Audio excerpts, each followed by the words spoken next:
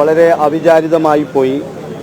എല്ലാ സാഹചര്യ തെളിവുകളും പ്രതിക്ക് അനുകൂലമായി നിൽക്കുമ്പോൾ തന്നെ ഈ കാര്യങ്ങളൊന്നും വളരെ വ്യക്തമായിട്ട് പരിശോധിക്കാനായിട്ട് ഡിവിഷൻ ബെഞ്ചിന് സാധിച്ചിട്ടില്ല എന്നാണ് എനിക്ക് പറയാനുള്ളത്.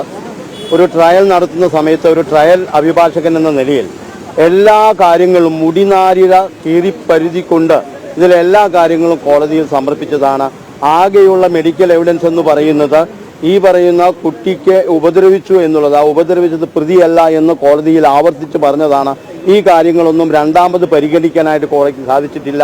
ബഹുമാനപ്പെട്ട സുപ്രീം കോടതിയിൽ തീർച്ചയായിട്ടും ഈ വിധിക്കെതിരെ പോകുന്നതായിരിക്കും. വിധിയിലെ ഓരോ കാര്യങ്ങളും പരിശോധിക്കണം. കാരണം അപ്പീലിൽ വ്യക്തമായിട്ട് കാര്യങ്ങൾ അക്കമിട്ട് പറഞ്ഞിട്ടുണ്ട്. അക്കമിട്ട് പറഞ്ഞ കാര്യങ്ങൾ ഒരു നിരപരാധിയായ ഒരു പ്രതിയെ രക്ഷിക്കാൻ സാധിക്കില്ല എന്നുള്ള ഒരൊറ്റ വേദനയാണ് ഈ സമയത്ത് എനിക്കുള്ളത്. കാരണം മറ്റ് ആരോ കുറ്റം ചെയ്തിട്ട് മറ്റേതോ പ്രതികൾ കുറ്റം ചെയ്തിട്ട് അവരെ കുറിച്ച് അന്വേഷിക്കാനോ ആ സമയത്ത് SP ആയിരുന്ന ഉണ്ണിരാജ അവർ തയ്യാറായില്ല. DGP അവർ തന്നെ പറഞ്ഞതാണ് ശാസ്ത്രീയപരമായിട്ട് ഈ കേസ് അന്വേഷണം നടത്തിയിട്ടില്ല എന്നുള്ളത്.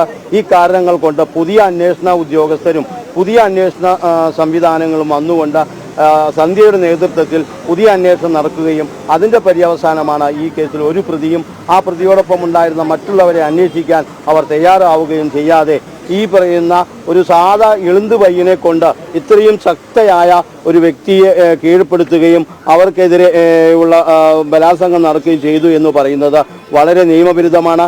ഇനി ഇതിലുള്ള എല്ലാ പഴുതുകളും ബഹുമാനപ്പെട്ട സുപ്രീം കോടതിയിൽ ഈ പറയുന്ന പരിഗണനയ്ക്ക് ഈ കേസ് പരിഗണിക്കുമ്പോൾ അവിടെ ഉണ്ടാകുമെന്നുള്ളതാണ് ഞാൻ വിചാരിക്കുന്നത്.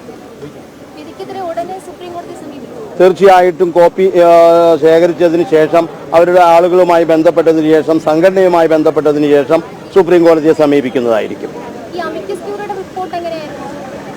തീർച്ചയായിട്ടും പുതിയ 2021 സുപ്രീം കോടതിയുടെ പുതിയ മാനദണ്ഡങ്ങൾ വെച്ചുകൊണ്ട് പ്രതികൾക്ക് വധശിക്ഷ കൊടുക്കണമോ വേണ്ടയോ എന്നുള്ളതിൻ്റെ ഒരു റിപ്പോർട്ട് തരണമായിരുന്നു.